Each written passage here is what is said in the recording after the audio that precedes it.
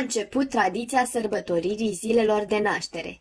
Totul a început în Egipt. Primele cunoștințe clare despre celebrarea zilelor de naștere apar în Egiptul antic. Pe vremea aceea, doar ziua de naștere a faraonului era sărbătorită și nu la data când acesta a venit pe lume, ci în ziua în care fusese încoronat. Poporul egiptean credea că aceasta era ziua în care faraonul devine zeu, iar această naștere era mai importantă decât cea pământească. Ziua de naștere a unui faraon este de asemenea menționată în Biblie, dar chiar și aici, egiptologii sunt de acord că acest lucru se referă la ziua încoronării. Se presupune că grecii au adoptat tradiția egipteană de a sărbători nașterea unui zeu.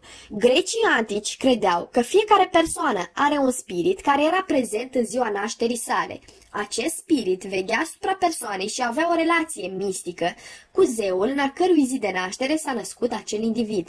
Zeii și zeițele făceau parte din cultura greacă și grecii ofereau ofrande și sacrificii pentru a le face pe plac zeilor.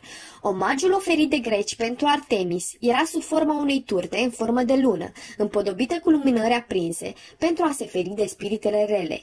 Pe lângă lumânări, prietenii și familia se adunau în jurul persoanei și o protejau, rostind urări bune, exprimând gânduri curate și dorințe. Ei aduceau și daruri pentru a înveseli atmosfera și a îndepărta spiritele rele. Mai târziu, romanii au fost primii care sărbătoreau nu numai zilele de naștere ale divinităților și conducătorilor, ci și cele ale cetățenilor prosperi.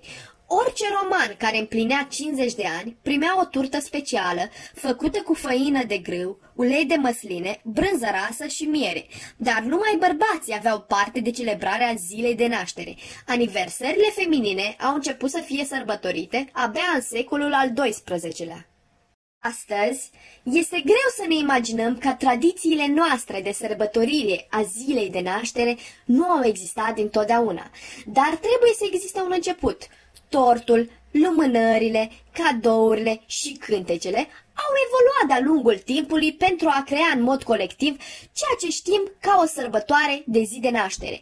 Ca și cum mii și mii de oameni din toate culturile au decis să joace un imens telefon fără fir chiar până în prezent. Oare cum se va schimba și cum va evolua în următoarele câteva sute de ani versiunea contemporană a sărbătoririi zilei de naștere?